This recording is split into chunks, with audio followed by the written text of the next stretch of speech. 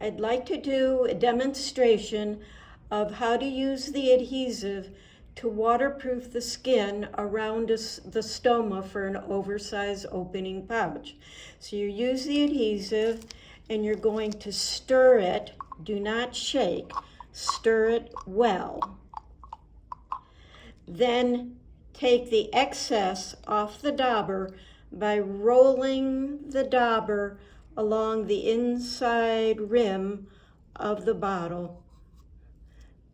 Now it should look like most of the adhesive, or almost all of the adhesive, is off the dauber. Now we're ready to apply the adhesive around the stoma. Start at the base of the stoma and work around. If the dauber touches the stoma, the adhesive will not stick or harm the stoma. Make one circle and then extend the circle out farther until you make an area large enough to cover the oversized opening. Right. Okay. Once applied, it should look like a thin sheen on the skin. There should not be any blobs of adhesive.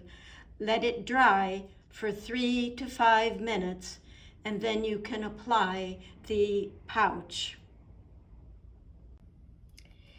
So if the stoma should function, which can happen, get a paper towel and you're going to lightly brush stroke to absorb the liquid.